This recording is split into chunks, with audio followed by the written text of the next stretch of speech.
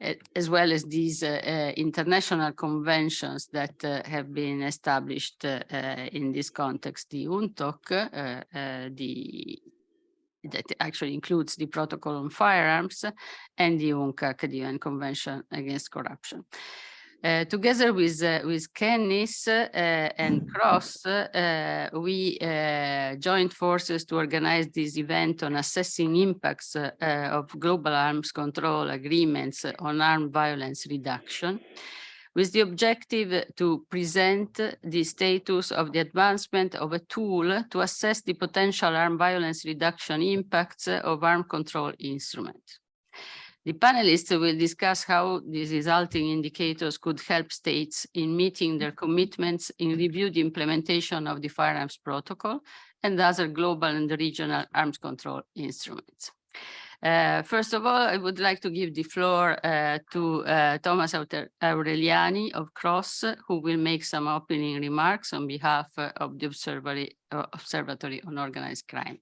So, Thomas, you have the floor.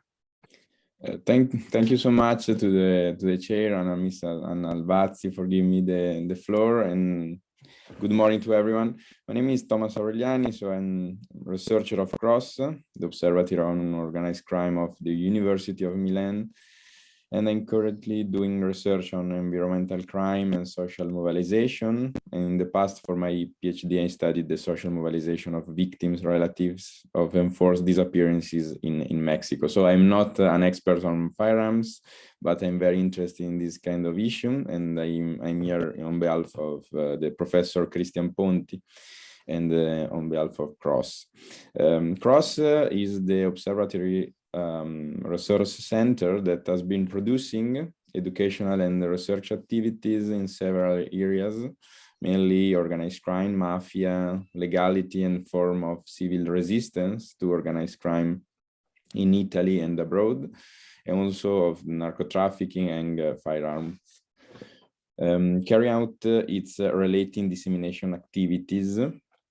It is a point of connection of an academic and learning activity that over time created courses, master, specialization courses both inside and outside the University of Milan, through the collaboration with the third sector and associations, public and private institutions, trade unions, and other university and research centers.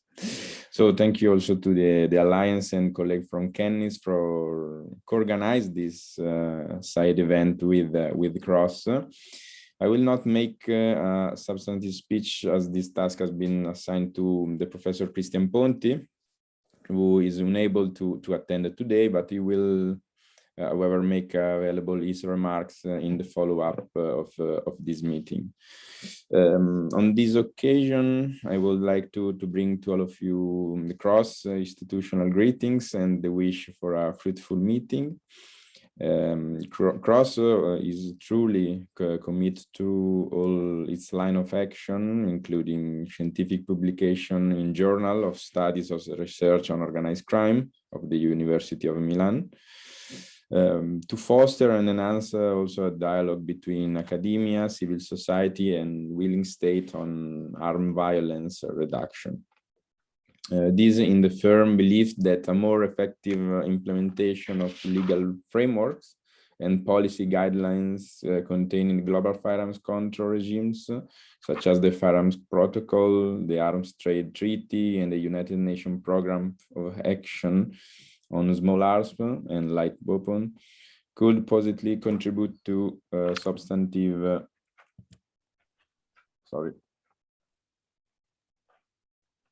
No, you can continue. Go ahead. Okay. My bad, sorry. Okay. Light weapons could positively contribute to substantially reduce all forms of violence linked with firearms. To these purposes, CROSS wishes that today's meeting could indeed constitute a concrete step forward of our common effort to identify and promote valuable indicators aiming to facilitate states, not only those parties to the Firearms Protocol, in assessing the potential armed violence reduction impacts on global and regional arms control instruments. So thank you so much, and back the floor to the chair. Thank you so much to everyone. Thank you very much. Thank you for bringing the greetings of Professor Ponti. We send our greetings to Professor Ponti, and for describing the observatory. And definitely we will have a follow-up work, and we will also make the presentation available on the website of the Alliance. And I think that also Kennis will share the same materials. So you will be able to watch the entire recording of this event, plus consult the materials that have been shared on the websites. So the second, actually the first substantive speaker is going to be Emile Lebrun, who is the executive director of Kennis, Knowledge for Safety and Good Governance, and Netherlands-based NGO working at the intersection of armed violence reduction and governance. Emile, you have the floor. Thank you very much, Anna. It's good to be with you again and with our colleagues discussing this important and challenging issue, which I'm framing as connecting laws with lives. And I think there's some slides. Yes, here they come. Great. Thank you. I know my colleagues will follow me will get somewhat technical in their remarks, and I think that's a good thing, but I wanted to make some perhaps more general observations at the start, which is why back to basics.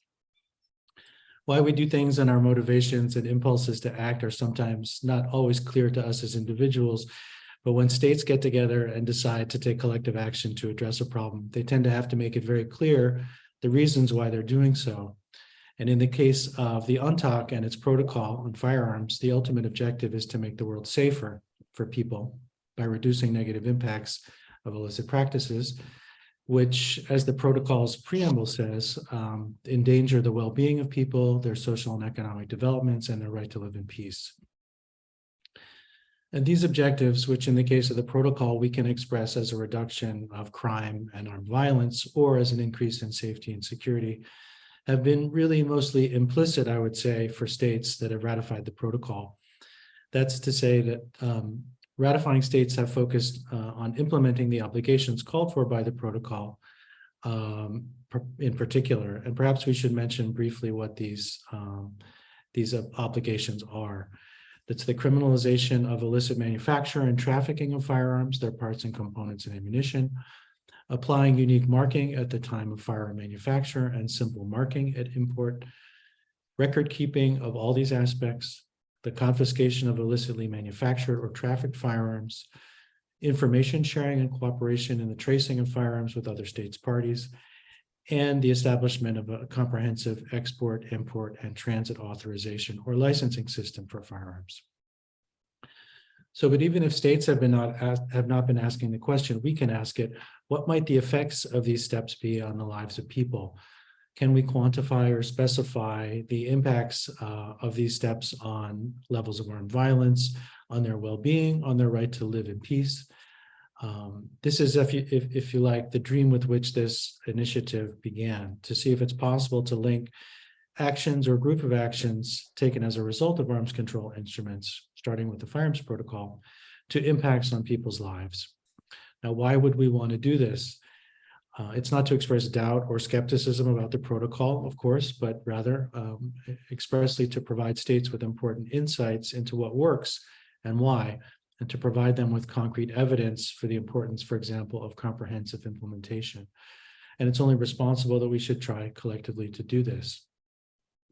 So with this idea in mind, initially, representatives of the Alliance, Cross, and Kennis developed a paper entitled, "Has the Firearms Protocol Helped Reduce Armed Violence?" which was published last year in the Journal of Studies and Research on Organized Crime from the University of Milan. This paper proposed, as the chair just mentioned, to develop an independent parallel tool to the review mechanism to assess the potential violence reduction impacts of the protocol and other arms control instruments. Already in that paper, however, the authors previewed in general terms some of the challenges that conducting an exercise like this would present. These include the challenge of connecting effects with specific instruments, because there are multiple instruments that reinforce each other and create synergies. The problem of controlling for confounding macro and micro variables and factors. The weakness and incompletion of available relevant data from many countries. In fact, already in the paper, the authors found that the improvement of data and development indicators may already be an objective per se for such a project.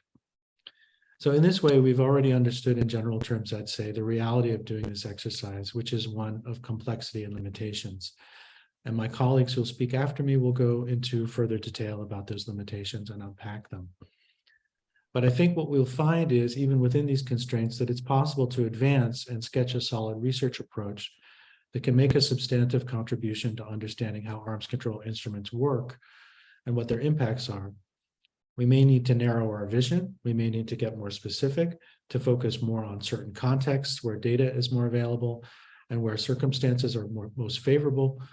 But I think that will show that it is possible. And I think a more refined methodology is slowly coming into view that can lead to a pilot study.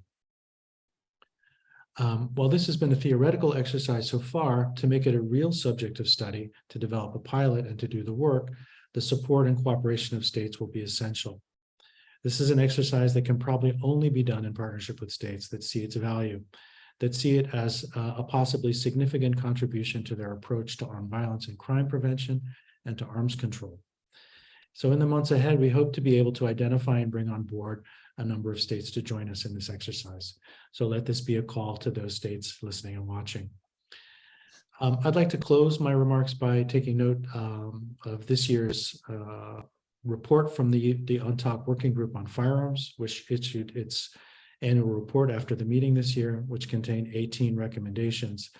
The most prominent recommendation, the first of the 18, read that the group should consider the impact of illicit manufacturing of and trafficking in firearms and ammunition on the well-beings of people, their social and economic development, and the rights to live in peace, including by integrating references to this issue into its reports and recommendations. So it seems that more than 15 years after the coming into force of the protocol, some states at least may be ready to start focusing on impacts. But it should not only be on the impacts of the illicit practices the protocol is designed to address, but also the effects of implementation of the protocol on those impacts. Thank you. Thank you very much.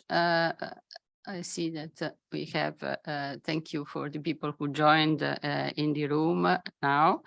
As Emil said, this is work in progress. We have already started thinking and engaging some partners during the way. So we are very pleased to have started the conversation with the next speaker, who is Irene Pavesi, who is the research director of Gun Policy Org. That takes pride in being the most comprehensive and accessible web source for published evidence on armed violence, firearm law, and gun control. Irene, you have the floor. Thank you, Anna. Thank you to the other speaker, and good morning, everybody. And so, bringing the experience of gun policy, I will speak about existing sources that can support the assessment we are discussing today, but also inform the ongoing review process of the Firearms Protocol. And so I think we can move to the next slide. So broadly speaking, I will say that the development agenda has fostered the condition for this assessment on the impact of arms control instruments on violence reduction. So states have agreed that arms control is paramount to peace and security with the introduction of a target on illicit arms flows. And so therefore it creates a momentum for this question on whether we can measure the actual impact on arms control and violence reduction. But it also creates a global monitoring system where states are called to produce statistics and provide a framework with international standard definitions and metadata to control for all the differences at the national level and be able to compare the data and come up with the policy relevant insights. So where do we stand with these standards when we look at violence and arms control?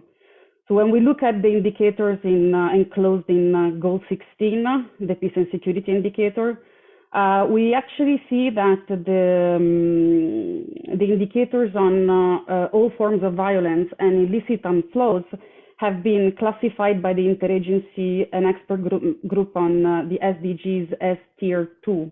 This means that there is an internationally agreed methodology, but the data is not currently produced by all states. Actually, the threshold is 50% of states. And this to me was very interesting because this means that also the indicator on homicide was reassessed and it was moved from a Tier 1 to a Tier 2.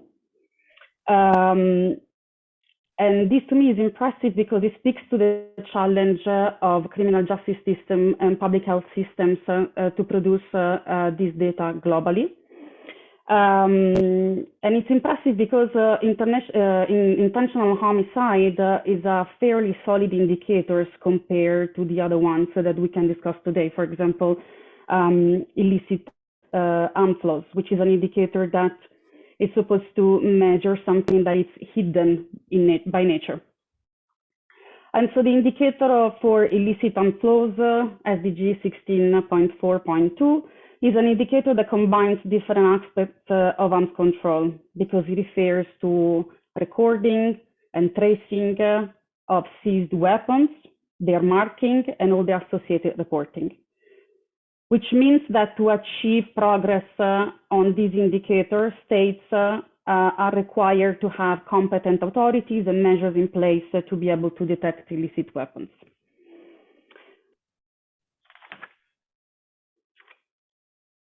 So in this sense, from a data perspective, this indicator kind of is a placeholder, a catalyzer, depending on the image that you prefer, for the implementation on instruments of arms control. But so what do we know about the implementation of arms control instruments? So while the Firearms Protocol is undergoing a process of review, other instruments have in place a reporting mechanism that can help harvest relevant information on overlapping issues. For example, the Office on Disarmament Affairs at the UN hosts a repository of national reports on the implementation of the Program of Action. Similarly, the ATT requires states to produce 2 reports, one upon signature on the national transference controls and the measures taken to implement the treaty. And then states are also required to provide another report on annual import and export of conventional weapons. We can move to the next slide. So each of these instruments already collect information that can be helpful in assessing and monitoring the implementation of the Firearms Protocol. You see, for example, in this slide, I extracted a few questions on crime control measures that are pertaining to the Firearms Protocol and that are currently collected through the reporting mechanisms of the POA and the ATT. It is also worth mentioning that the regional level, the last few years have seen the establishment of roadmaps to address illicit proliferation. And I will mention the Western Balkan roadmap on self-control because it has a fairly strong and solid data frame, and the regional reports provide updates on key performance indicators. So by complying with the reporting requirements of these instruments, states are producing already a wealth of data. The problem with this data is that the reporting rate tends to be low or irregular, and the quality of report remains an area that requires attention. Moving to the next slide. And so the work of gunpolicies.org speaks directly to the question on the impact of arms control on violence. Gunpolicy.org is a website hosted by University of Public Health of Sydney, and we are a very small team of researchers that is dedicated maintaining what I think is the largest repository on data on firearm law and violent deaths. So what we do is essentially we consolidate in one website any reputable information that we can find on firearms, on how firearms are regulated, and we combine this information with data on guns and violence. The scope of our country profiles is to allow to situate the issue of violence and non-violence within the relevant control regime. So our methodology consists of a list of about 200 indicators that look at value aspects related to the firearm issue. About 50 of these 200 indicators pertain to the normative framework for firearm control. So once we identify the current national legislation, we review it, and we break down legal provisions to provide a framework to understand the situation in each given country, but also to allow for cross-national comparison. So when we talk about the implementation of the Firearms Protocol, we don't talk just about arms control, but we also talk about crimes control measures. So in this sense, national legislations are important to understand when a firearm do actually become illicit. And so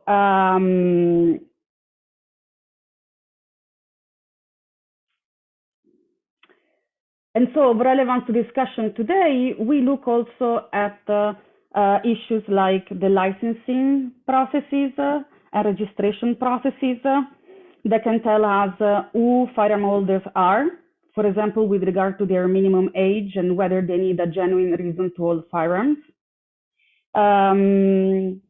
At the same time, we look at differences in the requirements that make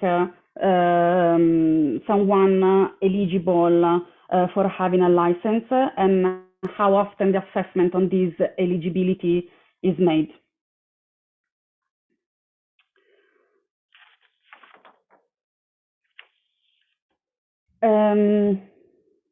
We can move to the next slide.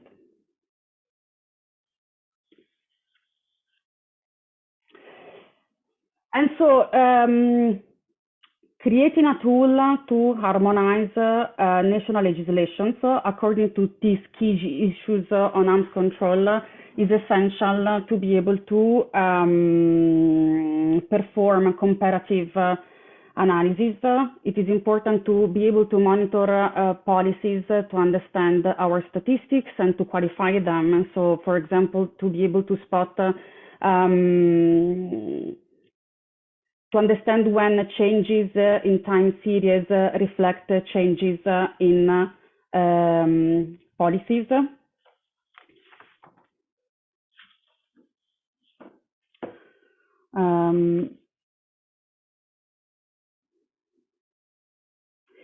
And then I think that I had a list of examples of analysis, but I think I've used most of my time, and so I think that I will give back the floor to Anna. Thank you very much, Irene. Thank you for introducing us to this very comprehensive resource. And of course, basically what you're saying is that even with a lot of challenges, data may be found. And the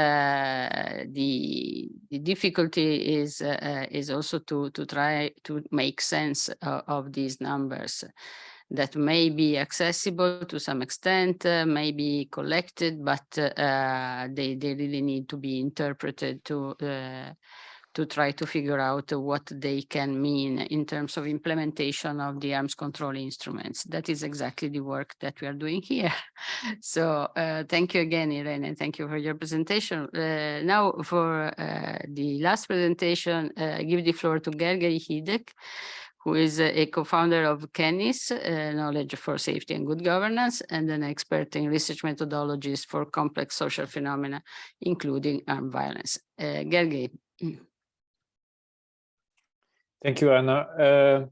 My talk, in a brief manner, I will try to look at some of the evidence-based assessment opportunities of international instruments for firearms control, in this particular case, the UNTOC Firearms Protocol. And I will try to show what can be done and what ways it can be improved further. Let me first remind us all that while these international protocols or international instruments for firearms control are, of course, very important in curbing the adverse effects of illicit firearms and related problems, but these are not standing alone and they are not directly affecting the outcome. So there is a chain of events or a mechanism through which these get implemented and result in some improvement. So first, there is a problem. The problem may be a subject matter problem. So countries have, for example, high gun violence problem or high presence of illicit firearms, but it may be just a very simple technical problem that many other countries joined this protocol, and why shouldn't we? Because we don't really have a problem with that. But anyway, there is something which triggers countries to access instruments, and then they do, and then maybe independently of that, or maybe related to that, there are some national initiatives to address the same issues. Then there is a next step where these are converted into some legislation and laws and regulations. And then those laws and regulations are hopefully enforced by law enforcement. And then we can expect that all these result in some measurable positive impact at this end of this chain. And as Irena was saying, the information for several of these steps are not really available on global level in a large number of countries. What we do have, of course, is we know that which countries access the international instruments and in which year. So we perfectly know that. All the rest is a bit fuzzy to different extents. As Irena was also correctly mentioning, the Agenda 2030, the SDG framework, resulted in a greatly improved availability of some of the outcome indicators of firearms problems, which mostly pertain to violent deaths. Either it's a homicide or a suicide, and that is fairly available now globally. So there I put those white check marks that these are, from a global perspective, I think what we have currently allows an analysis of the linking of these three issues. So we can assess the problem before and after the ratification or accession to international instruments. And this is what we tried to do in this little presentation. We checked for indicators, for possible outcome indicators, which are percentage of suicides committed by firearm, suicide levels, rates in general, and percentage of homicides committed by firearm, and homicide rates in general. What we compared was the decade before exceeding the UNTOC Firearms Protocol in this case, and the decade after, and we checked if the levels have been decreased, moving to the right direction or not, basically. And we found what we would have assumed to find, which is positive improvement for countries that accessed or ratified the protocol in 3 of the 4 aspects. I will show one of those to give you an idea how it looks. But for example, the percentage of homicides committed by firearm did not change in the way that we would have expected, and how suicides changed, and I will show you in a minute.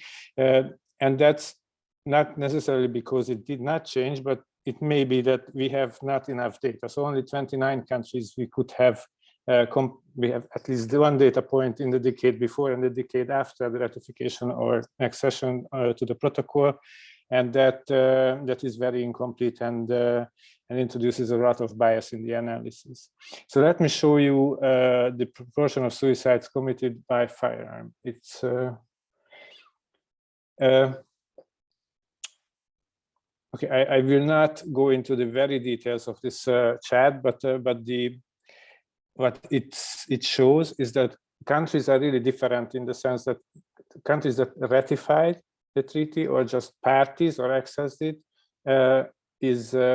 is different, and those who ratified were able to decrease the proportion of homicides, suicides committed by firearm the most among all country groups, and that means, which other studies also suggest, that the lower the proportion of suicides are committed by firearm, the lower is the availability of firearms in that particular context. So we can assume that ratifying the protocol indeed positively impacted the availability, which means that decreased the availability of firearms for civilians or for the population in the countries that ratified the Firearms Protocol, which allowed a higher reduction of firearm suicides in these countries compared to other groups.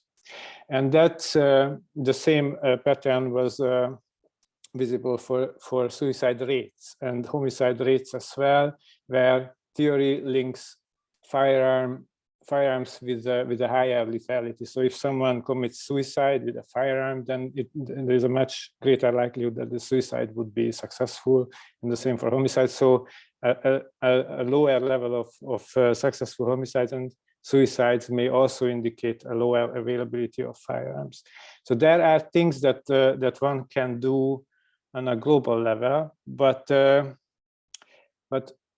actual detailed research should focus on national levels. And that's because data about all those missing steps that I had on my charts are readily or more readily available at national level, because of the laws, the enforcement, and the whole mechanism how these principles or recommendations are converted into practice.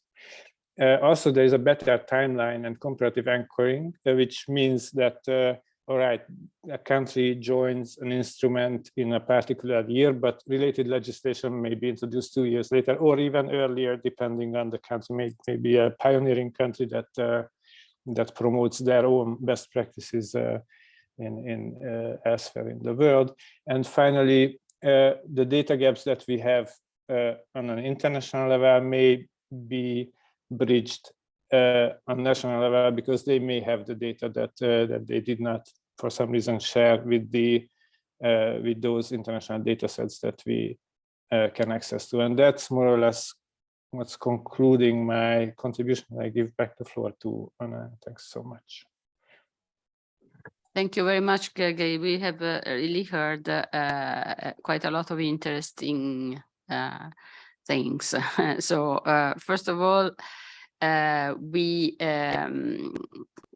heard that there is a difference. There may be a difference. So really committing to an international instrument such as the Firearms Protocol represents a commitment by a state, and this commitment from the chart that Gergely was showing may really need to be taken to the last step, so to be taken very seriously and to be brought to the level of ratification. We saw that there is a difference between states who ratified from those that are still in the process. So the ratification, meaning the full adherence also with domestic law to the principle of the international instrument, really may represent a good way to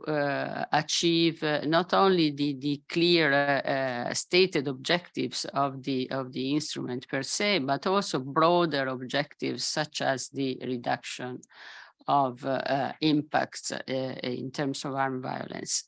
We know that these violence reduction impacts may not be written, for example, in the Firearms Protocol, but they are hanging there. Of course, why do we want a reduction of misuse of firearms, a reduction of illicit firearms flows? It is exactly to reduce the impact on lives and the impact on the safety and security of the communities. So this per se is an important basis for this type of study.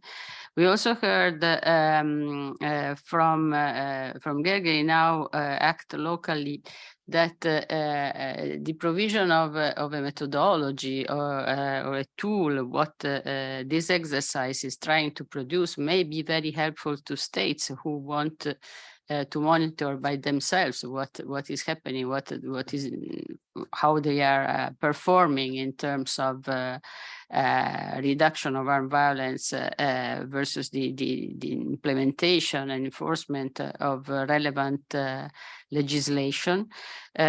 Also because they may have better control on also on intervening variables, also on other possible other legislation, other policies that may be intervening at the same time. And as Irene was saying, the complex of the indicators that may be used may go well beyond those that are directly relevant to the mandate of the different arms control instruments. So we have luckily a few minutes, and we have a few people in the room and a few people online. If you have questions, please, for a change, we are a bit relaxed, so we have time. If Tobias, if there is any question online, I don't see anything. Questions? Ah, I have. Can you please come close to a microphone, because, or you can come here. Okay. Okay.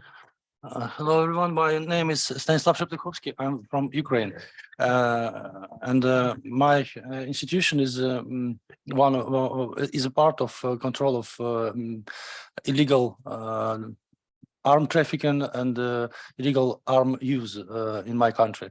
And what is my question is why, if we take measures against misusing firearms, we do not stimulate progress pointed at construction of non-lethal arm. For example, in my country, there are such means of self-defense as gas, irritating lucid gas, and it has two versions, police version and civilians version. But those who have those civilians who have a civilian version, they do not need to have a police version, because it is sufficient for them, for their purpose, to have a civilian one. The same is with the weapon. We have also the so-called traumatic guns and normal regular arms, and in which the population do not has a real need, so they are satisfied with the methods of unlethal self-defense. But what I can see that manufacturers are not indeed interested in creation sophisticated arms which would exclude the possibility of misusing it by unauthorized owner, or for example, I mean that all those bracelet with the identification tag, and also the possibility of, for example, quick reaction of police forces, as in the United States of America, when they have the system of snapshot. I think So your question basically My is question is about to use improve more the using of non-lethal Firearms Protocol in the direction of stimulating the unlethal non-lethal base. weapons. Okay. No, Yes. thank you very much. Good question. We collect. Toby, do you have something from the chat? Yes, we have one from the chat. Should I just read it? Thanks very much for an excellent event. Eventually, would it be possible to assess which international instrument, UN Program of Action, Firearms Protocol, and ATT, has had the most impact on taking weapons out of circulation? Thank you. Any other questions so that we can go back to the speakers? Inge? Thank you. I would be interested in your data you have showing. Is there a difference between women and men in suicides and homicides, for instance? Are these indicators in your data? Thank you. Thank you. Anything else from the chat? So we go back to the speakers. So who wants to respond? We have 3 questions. We have one about non-lethal weapons and promoting them, the use of them within the protocol. The second one online, you have seen better than me, perhaps, and Emil. Thank you. And maybe I'll just quickly address the first question and let Gergely and Irina take the other 2. On the question of non-lethal weapons, their use by civilians and police, primarily it's mostly a topic that's been coming to the fore in police operations. Just to specify that the Firearms Protocol really has to do with 2 specific things: the illicit manufacture of firearms and illicit trafficking in firearms. So it really doesn't have a center of gravity related to non-lethal weapons. When non-lethal weapons are considered firearms, then the provisions of the Firearm Protocol apply to them. But I would say that it's not really a specific focus of the protocol. Thanks. Thank you very much. I think I will ask Irene a little bit about both the questions on the difference on the instruments and the gender, and Gergely will actually complement on the data availability beyond gun control, what we have found. Irene. Thank you. So yes, there are gendered differences of homicide and for males and females. We know that homicide affects mostly men, and